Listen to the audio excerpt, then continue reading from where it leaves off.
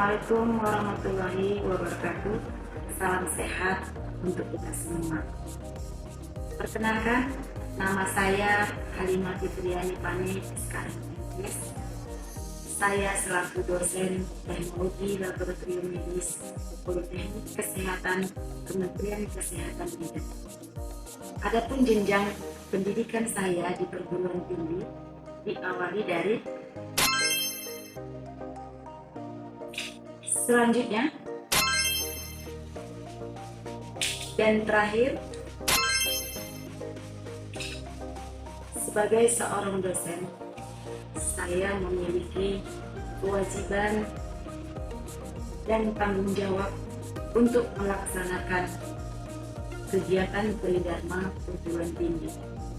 Dalam rangka itu, selain melaksanakan kewajiban mengajar, saya juga berkewajiban melaksanakan penelitian dan juga pengabdian kepada masyarakat. Berikut beberapa dokumentasi kegiatan penelitian dan pengabdian masyarakat yang pernah saya laksanakan.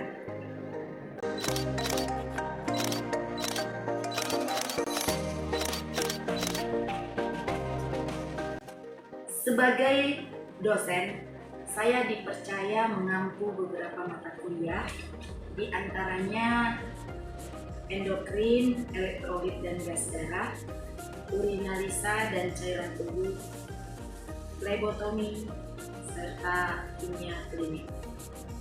Keempat mata kuliah tersebut saling berkaitan dan merupakan mata kuliah kompetensi. Adapun mata kuliah yang saya unggulkan dalam PDD UKT-PT merupakan syarat sertifikasi dosen adalah mata kuliah kimia klinik, di mana mata kuliah ini berhubungan dengan tindakan tahapan akhir dalam rangka mendiagnosa suatu penyakit yang berhubungan dengan paal hati, ginjal, dan juga jantung dengan menggunakan sampel darah berupa serum maupun plasma. Mata kuliah kimia klinik ini diberikan di semester genap, tepatnya semester 4. Adapun bobot mata kuliah terdiri dari 2 SKS, 1 SKS teori, dan juga 1 SKS praktek. Adapun bobot penilaian dari mata kuliah kimia klinik ini terdiri dari teori 40% dan praktek 60%. Di awal perkuliahan, saya secara langsung menyampaikan kepada mahasiswa yang akan diajarkan serta bobot penilaian agar mahasiswa mengetahui hasil yang diperoleh apabila nilainya kurang atau tidak lulus, dapat mengikuti remedial untuk perbaikan nilai. Capaian pembelajaran mata kuliah ini: 1. Mampu melakukan pengambilan spesimen darah sesuai prosedur standar aman dan nyaman untuk mendapatkan spesimen yang representatif untuk pemeriksaan laboratorium. Kedua, mampu menguasai teori dan teknik prosedural yang terkait dengan pemeriksaan laboratorium medis, mulai dari tahap pra-analitik, analitik, dan pasca-analitik di bidang kimia klinik, dari mulai sampel darah, serum, plasma, maupun dengan menggunakan instrumen sederhana, otomatis secara terampil, teliti, akurat, sesuai dengan standar pemeriksaan untuk menghasilkan informasi diagnostik yang tepat. Ketiga, mampu melakukan tindakan pencegahan terjadinya kesalahan pada pemeriksaan kimia klinik melalui konfirmasi kesesuaian proses dengan standar untuk mencapai hasil pemeriksaan yang berkualitas. Keempat, mampu menunjukkan sikap bertanggung jawab atas pekerjaan di bidang keahliannya secara mandiri.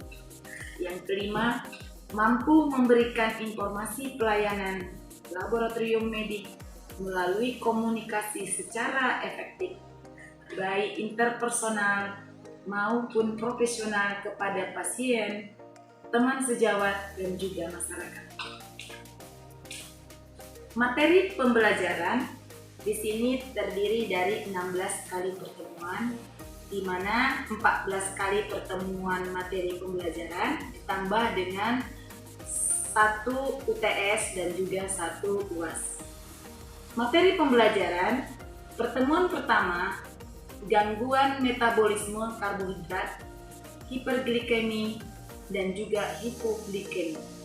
Pertemuan kedua, diabetes mellitus. Pertemuan yang ketiga, pemeriksaan glukosa. Pertemuan yang keempat, lipid, dislipidemia, dan lipoprotein. Pertemuan yang kelima, pemeriksaan profil lipid. Pertemuan yang keenam, protein, hipoalbuminemia, dan juga hiperalbuminemia.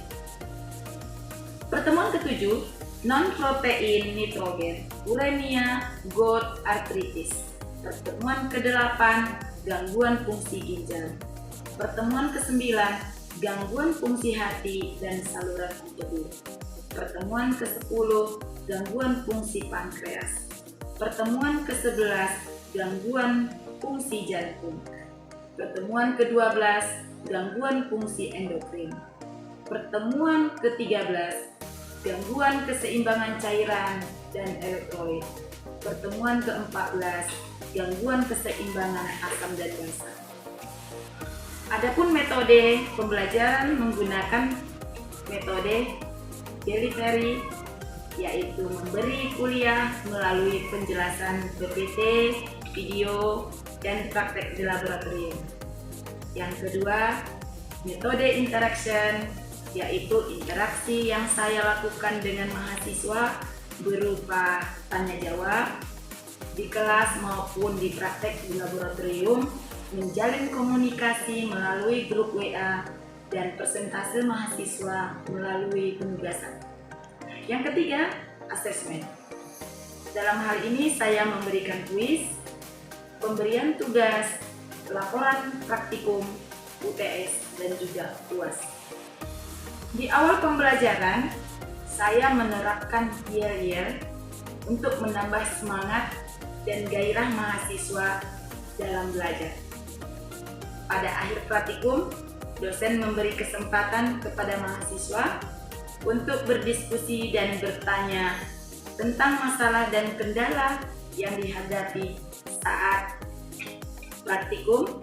Selanjutnya, dosen memberikan tugas berupa PPT atau resume mengenai teori yang berhubungan dengan praktikum.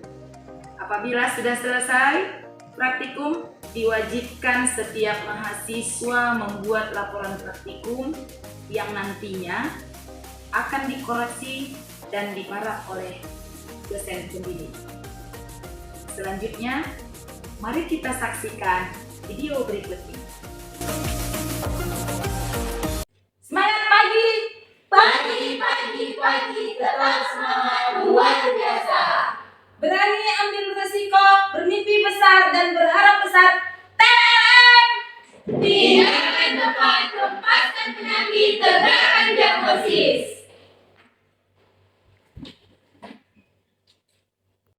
Sebelum pembelajaran dimulai, marilah kita berdoa. Doa dimulai.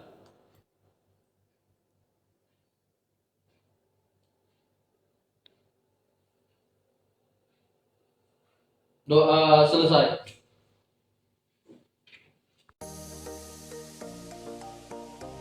Minggu kemarin saya sudah memberikan materi tentang diabetes mellitus. Nah, hari ini kita lanjutkan kembali pembelajaran kita pertemuan ketiga, yaitu tentang pemeriksaan glukosa darah. Nah, sebelum kita lanjutkan, saya akan bertanya untuk mengingat kembali tentang materi minggu lalu. Apakah perbedaan diabetes mellitus tipe 1 dengan diabetes mellitus tipe 2? Ada yang bisa menjawab? Izin menjawab, Bu. Oke, silakan. Saya Vina Yulia. Jadi perbedaan antara diabetes mellitus tipe 1 dan diabetes mellitus tipe 2 yaitu diabetes mellitus tipe 1 terjadi karena pankreas memecah sel-sel penghasil hormon insulin sehingga enzim tersebut tidak dapat diproduksi. Sedangkan diabetes mellitus tipe 2 terjadi karena pankreas menghasilkan hormon insulin, namun hormon insulin tersebut tidak dapat memenuhi sesuai kebutuhan tubuh, dan hal itu terjadi karena pola makan yang tidak sehat. Oke, kita lanjut. Untuk mengetahui apakah seseorang itu menderita penyakit diabetes mellitus, maka perlu kita lakukan pemeriksaan glukosa darah. Nah, untuk pemeriksaan glukosa darah itu banyak jenis-jenisnya. Sebelumnya, saya akan memberitahu persyaratan daripada spesimen, artinya orang yang mau kita periksa. Pertama itu ada tes gula darah sewaktu, di mana tes gula darah ini dilakukan kapan saja, tanpa harus pasiennya puasa. Jadi tidak perlu pasiennya puasa. Seperti suasana kita sekarang ini, kalian kan dari rumah tidak puasa. Jadi kalau kita mau ambil darahnya untuk pemeriksaan itu dikategorikan kepada tes gula darah sewaktu, seperti itu ya. Kemudian yang kedua itu tes gula darah puasa. Nah, pasien kita minta supaya dia puasa selama 8 sampai 10 jam. Jadi kita ingatkan kepada pasiennya, Pak, Bu, Bapak harus puasa mulai jam 10 malam sampai besok pagi datang ke laboratorium jam 8 pagi. Nah, tiba di laboratorium jam 8 pagi, maka pasien tersebut kita ambil darahnya. Nah, itu merupakan tes gula darah puasa. Ya. Kemudian ada lagi dia tes gula darah 2 jam PP. Artinya 2 jam PP itu maksudnya postprandial. Jadi 2 jam setelah makan. Nah, ini biasanya pasien datang ke laboratorium, kemudian kita izinkan dia untuk makan terlebih dahulu. Nah, makan dia 2 jam. Pak, nanti kalau sudah Bapak makan 2 jam, Bapak kembali lagi ya. Nah, kira-kira begitu. Jadi nanti dia datang lagi, baru kita ambil darah dan urin. Sudah paham? Kemudian yang ketiga adalah tes GTT. Tes GTT itu adalah glukosa toleransi tes. Nah, di sini diharapkan pasien itu kita ingatkan kita akan memberi minum air ya yang mengandung gula sebanyak 75 mg. Nah, cairan glukosa itu dan memeriksakannya kadar glukosa setelah 2 jam. Setelah 2 jam. Jadi gini, kita berikan dia dulu minuman cairan yang mengandung glukosa, kemudian nanti setelah itu kita ambil lagi. Kita ambil darahnya setelah 2 jam. Dan itu kita lakukan harus tepat waktu ya, jangan sempat ngolong-ngolong. Seperti itu. Kemudian yang keempat apa? Yang keempat, kelima ya? Kelima atau keempat? Kelima ya. Kelima. Kemudian tes itu adalah HbA1c. Nah, di mana tes ini biasanya untuk mendeteksi adanya terjadi peningkatan glukosa, apakah dia hiperglikemi atau hipoglikemi seperti itu. Nah, untuk nilai normal nanti yang untuk darah sewaktu ya, itu normalnya lebih kecil dari 100 mg per desiliter. Nah, kemudian kalau dia dikatakan diabetes apabila dia di atas 200 mg per dl. Kemudian kalau dia pradiabetes 110 sampai 199 mg per dl seperti itu. Sampai sini ada yang mau ditanyakan? Mana suaranya? Kok pulang kali? Tidak. Ya, semangat dong. Tapi kita udah pakai dialog. Tahap pra-analitik, alat pelindung diri APD, jas lab, handscoon, masker. Kemudian identifikasi pasien. Alat dan bahan, tourniquet, alkohol swab, needle, holder, tabung, vacuum plaster, tabung dot reaksi, rak tabung dot reaksi, mikropipet, tip biru dan tip putih, rak mikropipet, spektrofotometer, mikrolab 300, serum, reagen, pemeriksaan glukosa. Untuk prosedur kerja, bagaimana cara pemeriksaan glukosa darah? Kita menggunakan kit ya. Jadi dalam kit itu, sebuah kit itu ada petunjuk bagaimana cara pemeriksaan glukosa. Nah, Anda sediakan nanti tabung sebanyak 3 ya. Anda sediakan tabung sebanyak 3 yang dimana tabung tersebut harus bersih, kering, tidak boleh basah, kemudian bebas lemak. Nah, tabung ketiga itu jangan lupa diberi kode. Kodenya adalah kode bulan nama. Jadi kalau namanya panjang nggak mungkin ya, jadi kita kasih kode. Tabung pertama dikasih tanda sampel atau SP. Tabung kedua dikasih tulisan standar. Kemudian tabung ketiga adalah belangko. Nah, ketiga tabung ini diletakkan di atas rak tabung ya, nanti disusun urutan. Kemudian nanti tabung yang pertama, tabung yang ketiga itu adalah belangko, diisi regensia glukosa sebanyak 1000 mikroliter. 1000 mikroliter atau 1 ml. Kemudian tabung kedua, tabung standar juga dimasukkan 1000 mikroliter. Selanjutnya, tabung sampel juga dimasukkan 1000 mikroliter. Jadi ketiga tabung dimasukkan reagens masing-masing 1000 mikroliter. Nah, untuk yang tabung sampel itu diberikan serum sebanyak 10 mikroliter. Kemudian perlakuannya sama seperti standar. Di standar juga dimasukkan lautan standar sebanyak 10 mikroliter. Kemudian yang untuk belangko dia cukup reagen saja. Jadi yang ditambahkan serum, kemudian dihomogenkan dia supaya dia tercampur antara reagen dengan serum. Begitu juga standar harus homogen dengan lautan standar. Nah, kemudian kita biarkan selama 10 menit. Ya, diinkubasi 10 menit dalam suhu ruangan. Jadi diletakkan aja nanti di meja. Setelah itu kita akan baca dengan panjang gelombang 505 ya, 505 nanometer dengan menggunakan spektro yang ada di depan sini, ada spektro mikrolet 300 yang kita gunakan. Nah, nanti masing-masing kelompok kan sudah ada kelompoknya masing-masing kelompok mengerjakan sesuai dengan pengerjaannya ya, masing-masing kelompok. Nah, setelah itu nanti kalau sudah selesai praktikum, maka kalian akan membuat laporan praktikum, nanti diserahkan kepada saya supaya saya nanti akan paham. Selanjutnya untuk tugas minggu depan, saya akan memberikan tugas berupa slideshow atau singkatan ringkasan dari materi pembelajaran kita. Ya, minggu depan dikumpul. Jadi yang untuk hari ini, khusus hari ini dikerjakan laporan praktikumnya sesuai dengan yang kita pakai. Sampai di sini, ada yang mau bertanya? Silakan. Sudah cukup jelas? Sudah cukup. Kalau begitu, kita siapkan APD, kita akan melakukan pemeriksaan glukosa darah. Terima kasih.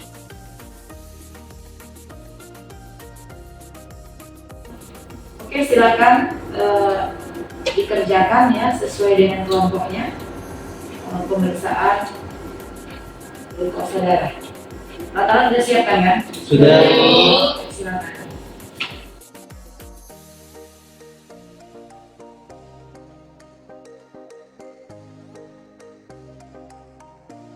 Pasang tourniquet 3 cm di atas lipatan siku. Lakukan perabaan untuk memastikan posisi vena.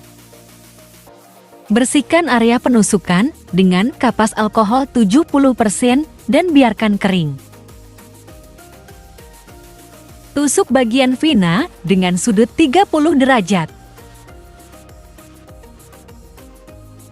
Jika sudah terlihat flashback darah pada jarum, masukkan tabung ke dalam holder.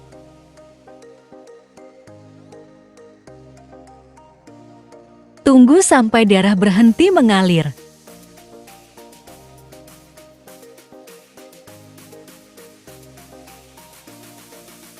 Lepaskan tourniquet.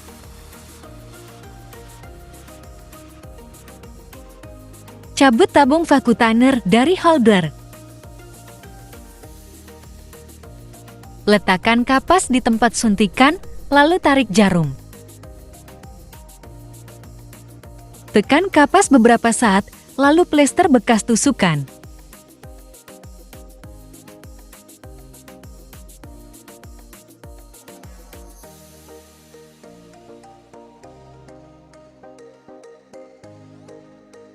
Setelah darah didiamkan 5 menit, letakkan sampel ke dalam sentrifus secara berpasangan dengan posisi yang berlawanan.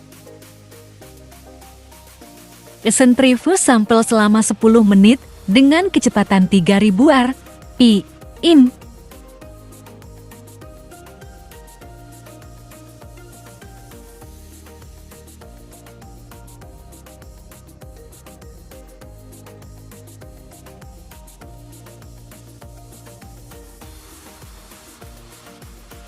Setelah disentrifus, ambil sampel darah secara berhati-hati.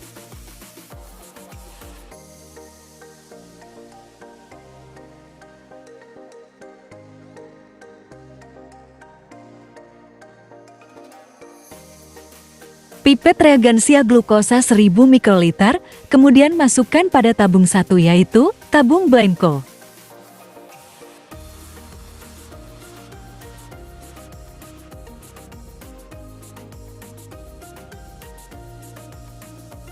Pipet lagi, reagensia glukosa 1000 mikroliter dan masukkan pada tabung kedua yaitu tabung standar.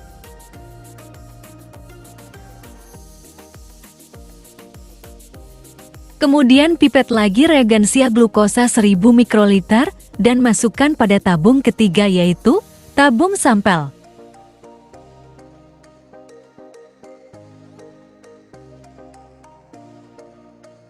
Pipet larutan standar 10 mikroliter, kemudian masukkan pada tabung kedua yaitu tabung standar.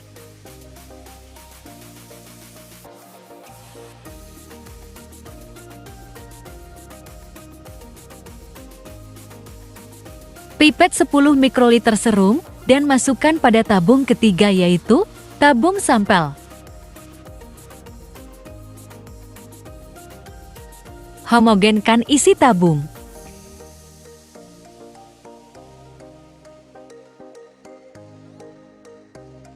Inkubasi selama 10 menit. Setelah diinkubasi selama 10 menit, periksa langsung sampel dengan alat spektrofotometer Microlab 300 dengan panjang gelombang 505 nanometer.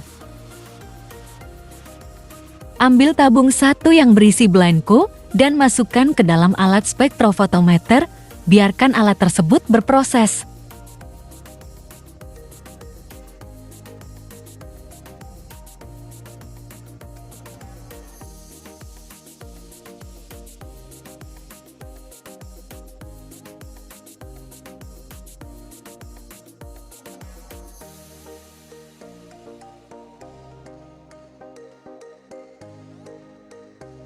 Kemudian, masukkan tabung kedua yang berisi larutan standar ke dalam alat spektrofotometer, biarkan alat tersebut berproses.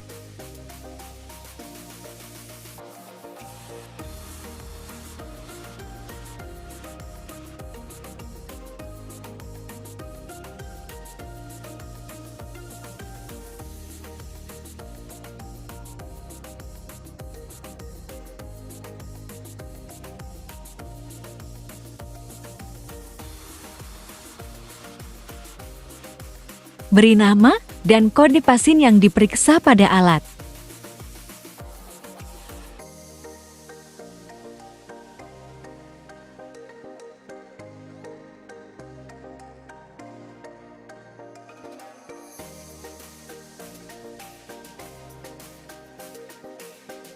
Masukkan tabung ketiga yang berisi sampel ke dalam alat spektrofotometer, biarkan alat tersebut berproses.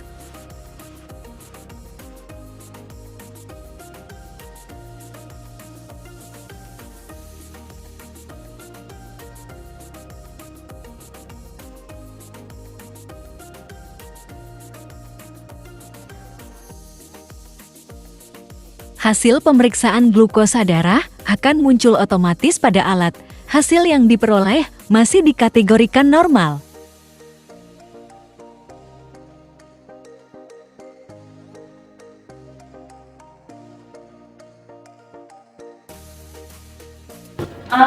Setelah selesai kita praktikum, apakah ada yang mau ditanyakan atau kurang jelas atau kurang paham? Silakan. Izin bertanya, Bu. Ya, silakan. Saya tidak tahu Bu, apa yang menyebabkan sampel tersebut mengalami hemolisa dan bagaimana cara membedakan antara sampel yang hemolisa dan yang tidak hemolisa? Terima kasih. Pertanyaan yang cukup bagus ya. Jadi sampel hemolisa itu bisa terjadi karena disebabkan oleh pada saat sentrifuge tekanan terlalu tinggi dan waktu yang lama sehingga dia bisa menyebabkan hemolisis. Kemudian yang kedua, dia bisa karena ada kena air ya, jadi artinya tabungnya itu tidak kering ya, seperti itu. Dia bisa juga menyebabkan lisis. Nah, tadi pertanyaannya gimana? Bagaimana contoh hemolisa dengan contoh ya? Nah, contohnya itu seperti yang tadi ini kita ada kerjakan tadi, ada kelompok berapa tadi hemolisis. Nah, ini contohnya yang tidak hemolisa. Jadi dia antara serum bagian atas ini ada serum, kemudian bagian tengah ada dia bagian bawah di sini ada leukosit, kemudian di bawah sini adalah sel eritrositnya, sel darah merah.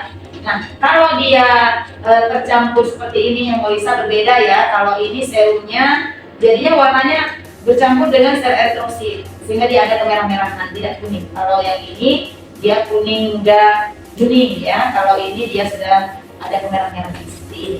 Bisa dilihat? Bisa ya, sudah paham ya di sini ya. Perbedaan sampel hemolysa dan tidak hemolysa. Kira-kira ada lagi yang mau ditanyakan selain siapa tadi Mega? Selain Mega ada yang mau ditanyakan lagi? Ya, silakan. Izin bertanya Bu, saya Maida. Jadi kan Bu, waktu kita pengerjaan, apabila sampel, sesama sampel yang digunakan, namun hasil yang didapat itu berbeda Bu, itu bagaimana? Apakah ada kesalahan yang mempengaruhi nilai itu yang berbeda dari sampel satu yang sampel satu padahal sama-sama sampelnya Bu? Oh gitu ya. Jadi gini, pada saat kalian mengerjakan itu sampelnya sama, kemudian kalian mengerjakannya dari sampel yang sama.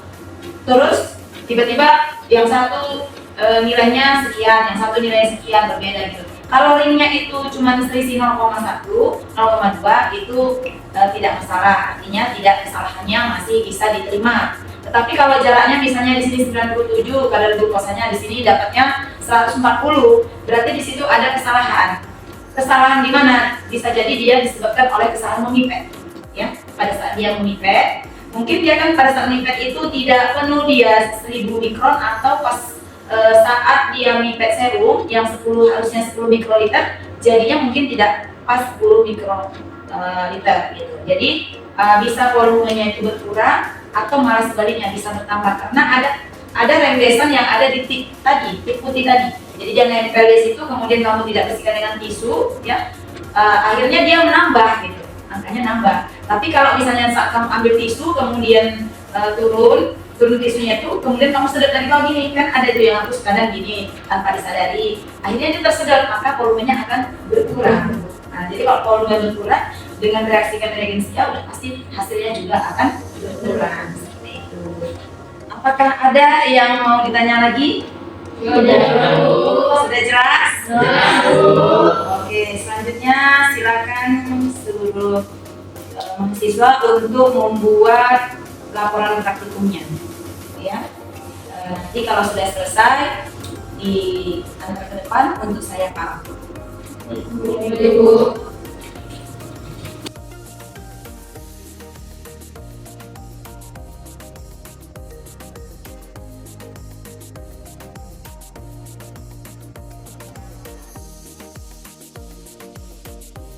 Sudah selesai? Sudah. Silakan tunggu ke depan. Dari belakang.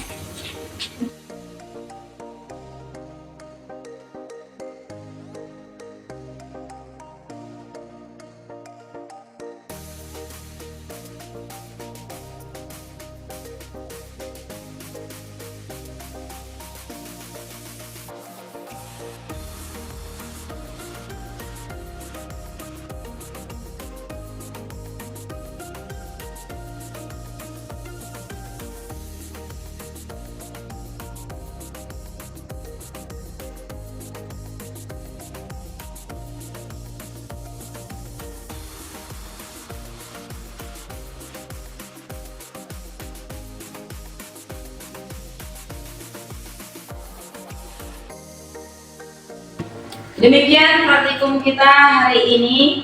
Semoga ilmunya bermanfaat dan mendapat keberkahan. Selanjutnya tugas resum jangan lupa dikumpul minggu depan ya. Sampai jumpa di praktikum selanjutnya. Assalamualaikum warahmatullahi wabarakatuh. Waalaikumsalam warahmatullahi wabarakatuh.